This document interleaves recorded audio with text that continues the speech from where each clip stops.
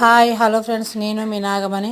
ఇక్కడ నేను కొర్రల కిచిడి చేస్తున్నా. ఎలా చేస్తున్నా ఒకసారి ట్రై చేసి చూడండి, చాలా బాగా వస్తుంది కూడా.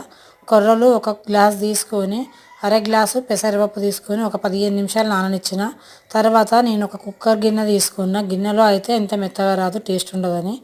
దాంట్లో నెయ్యి కానీ నూనె కానీ మీ ఆప్షనల్. నేనైతే నెయ్యి వేసుకొని జీలకర్ర, పచ్చిమిరపకాయలు, కరివేపాకు వేసుకొని ఒక ఉల్లిగడ్డ కోసి వేసుకొని 2 సెకండ్లు వేగగానే ఒక టమాటా, ఇంగువ, అల్లం వెల్లిపాయ పేస్టు, ఉప్పు వేసి ఇది కూడా కొంచెం వేగాక పసుపు, మనం ముందే నానబెట్టి పెట్టుకున్న కొర్రల్ని కూడా వేసుకొని నీళ్ళు మాత్రం కొంచెం ఎక్కువనే పోసుకొని కుక్కర్ మూత పెట్టుకోవాలి.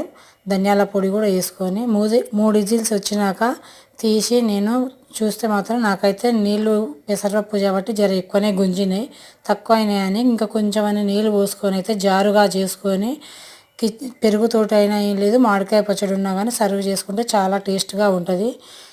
ఏ అయినా కొర్రలు, అండు కొర్రలు ఏ ఉన్నా ఇలా చేసుకుంటే మాత్రం చాలా బాగుంటాయి. టిఫిన్లలో, ఇడ్లీ, దోశల కంటే